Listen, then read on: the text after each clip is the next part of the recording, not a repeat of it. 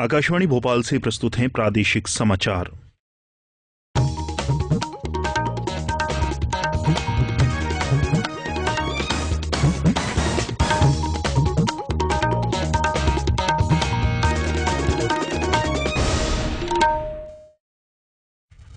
नमस्कार, समाचारों के साथ मैं राशिद अहमद खान। पहले मुख्य समाचार।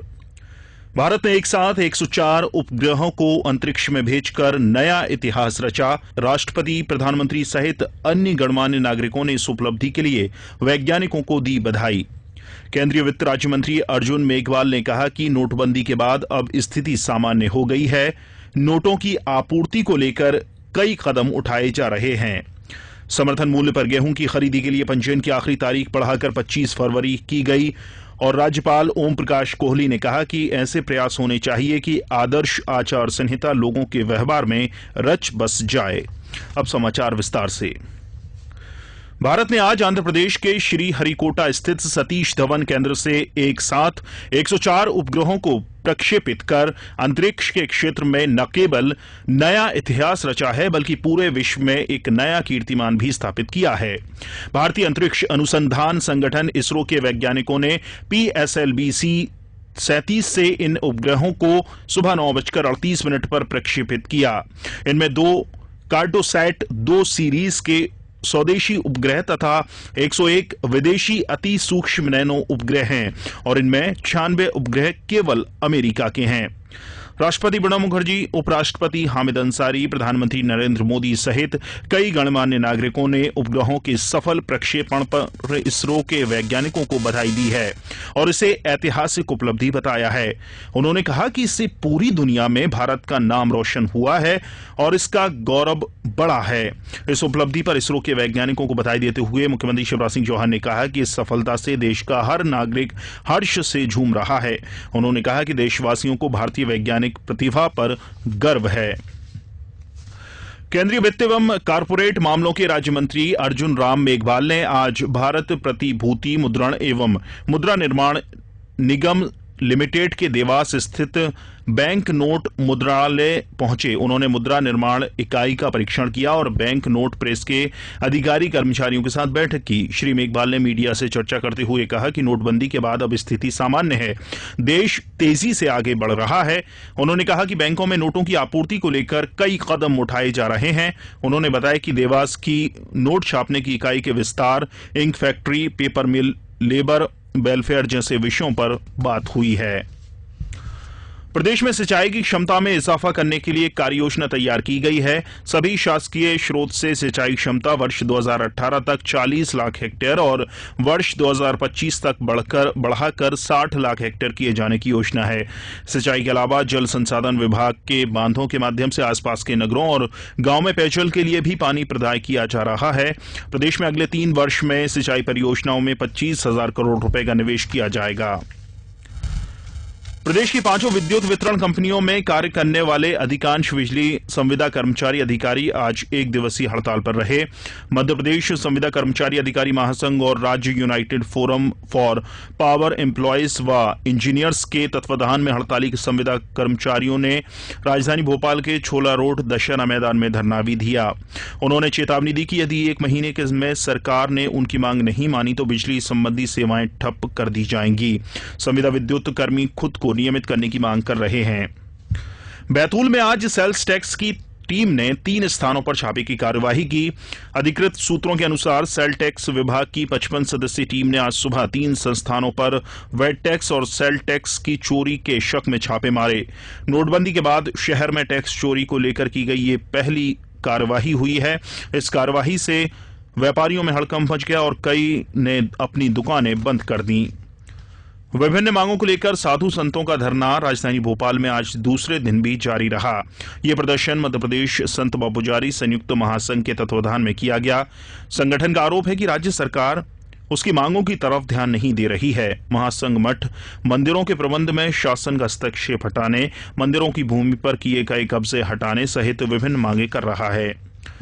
प्रादेशिक समाचार आकाशवाणी भोपाल से प्रसारित किए जा रहे हैं।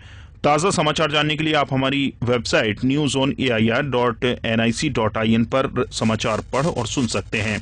इसके अलावा प्रादेशिक समाचार बुलेटिन यूट्यूब, ट्विटर और फेसबुक पर आरएनयू भोपाल पेज पर सुने जा सकते हैं।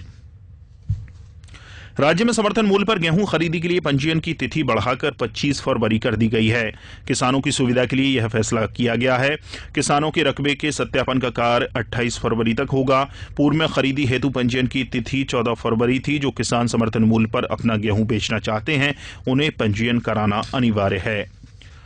केंद्र सरकार के निर्देशानुसार प्रदेश में भी न्यूनतम समर्थन मूल्य पर तुअर की खरीदी की जाएगी। ये खरीदी 5,050 रुपए प्रति क्विंटल की दर से होगी। न्यूनतम समर्थन मूल्य पर तुअर की खरीदी के लिए किसानों को अपने साथ बैंक पासबुक की फोटोकॉपी, ऋण पुस्तिका की फोटोकॉपी, पटवारी द्वारा बौनी प्रमाण पत्र एवं परिचय पत्र लाना होगा।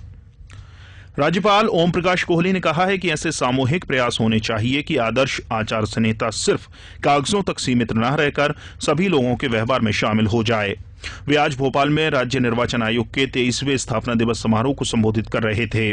राज्यपाल ने कहा कि आयोग का काम सिर्फ मतदान करवाना नहीं है, इसमें आने वाली किसी भी अड़चन को वैधानिक तरीके से दूर करना भी है। उन्होंने कहा कि हमने लोकतंत्र को एक जीवन मूल्य के रूप में आत्मसात किया है।